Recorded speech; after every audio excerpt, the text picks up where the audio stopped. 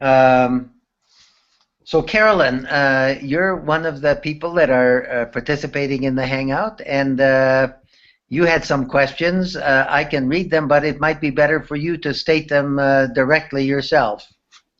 Okay, thank you. Yeah, I'm working on a development of a global cooperative. The member returns are going to be generated through profits made by designing and selling tools, affordable tools for the $1 and $2 a day marketplace to increase their own livelihood. The idea is that co-ops work because they encourage collaboration. So the basic idea is that active participation of members who will be invited to vote and discuss and help develop the design solutions will increase the awareness for and help secure the success of opportunities that the market presents. And the entry level to become a member is just $10. So that we can make this happen, right now our focus is to attract investments for some final development work and for the launch of a viral marketing campaign. So my question, I did have one about Spring Health Blitz marketing campaign, but you've spoken to that already. So I'm wondering what the typical profile of investors who you find are wanting to support this space. What is typical? Is it an impact investor? Is it an angel? What do they generally consider to be a fair return on their investment? And do you have any ideas as to who we could approach? Well, I think based on what you've said so far, it would be very hard to get an investor because it's not specific enough. It depends on where you go. The typical thing that people who are entrepreneurs who are starting a business do is they go to family and friends. So if you went to your family and your friends, would they be willing to invest in what you have described so far? That's my first question. I think with the crowd, yes. If you look at, you have crowdfunding platforms where people say, I'd like to produce a CD or a DVD, I'd like to produce whatever. It could be a specific project that they've got. And people come together and they give investments which from anything from $1 to $1,000. And there are little incentives along the way to encourage that. So in a similar way, we're going to, that's who we're going to be inviting to become members of this co-op. You can become a member, and also there'll be, if you invest more than $100, then you'll be able to have the opportunity to win a place to come out to one of these projects that we're supporting, and so on. So it's the same kind of viral idea to pull in those investors. It's supporting a campaign to help to get the ball rolling. So I've done various videos myself and invested this through a business that I have, just personal investment. But we need a little bit more so that we can get the ball rolling. So it's that I'm looking for. Yeah. How much are you looking to raise? $80,000. $80,000. And what would you do with the $80,000? Part of it is about integrating. We've basically developed a communications platform that works by connecting software in both the Global South and in developed communities, because most of the communication that happens in the Global South is mobile enabled. Most of the conversations that happen here are through apps and that sort of thing, but the technology already exists. So we need to somehow sew it together. And because there's going to be a mutual gain, people will be able to realize new economies by designing for this underserved market space. We can start to bridge this divide, this communications divide. So we've got the basic platform there, but in order to feed through the returns that people get, because this is crowd, there are going to be, hopefully millions ultimately in time of investments coming in, lots of micro investments that we need to be able to give people their returns, which will be depending on how much they invested. So it's a sort of a co-op investor model. Let me be a little bit more specific. Crowdfunding as an example.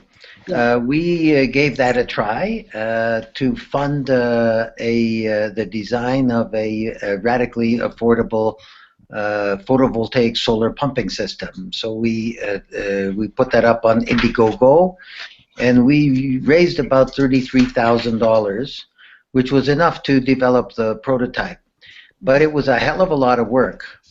And what it requires then is, now again, I hope you don't feel discouraged by what I'm saying, but I think it's difficult with what you have said so far to attract funding, because it is more of a preamble to a fundable project than it is to a fundable project. Investors are usually drawn by something more specific that is based on your philosophy is great, but it's too difficult to tell. So that to be specific, in the Indiegogo campaign, we did. It's very important to do a really good video. You've done those, so you could do that. That needs to be included.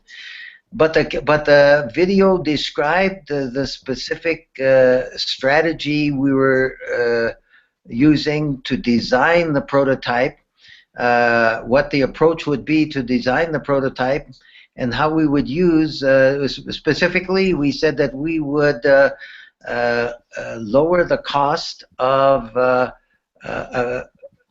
competitor to a 5-horse diesel pump. So we designed a 2-kilowatt equivalent photovoltaic solar system at a cost of less than $1,500, whereas the cost of a current 2-kilowatt system in India is $7,000. And then we launched a campaign to let everybody who follows us on the social media know about it, and so on. And we had some discussion groups. But that ended up being a much more specific thing. And my experience is that you need to have more specifics worked out about with examples. If you could give a couple of examples of how people who are in your network make money and how the network will make money. There has been work done to that, and part of that's why part of the cost is integration of a mobile tool for giving back, for taking in investments and for giving out returns, so that locals on the ground in developed and developing communities can get returns that they can then use to support the marketplace that's being enriched through the design solutions. So would you be making that available to entrepreneurs who are looking for funds? And they would collect funds to support their initiatives? Everything, the money, basically people will go and work, most of the money will go to community projects. Most of the crowd investment will go to community-based projects that will be used to work with existing people who are already engaging those on the ground. To build this communications hub, but also to identify what the design challenges are, that then people can bid proposals, which I would use the same outline that you've been providing in your book and so on, about, okay, how do you make it radically affordable, those sorts of questions. Then people will be able to comment on those proposed design solutions, and people who are members get to vote on which design solution they want to support.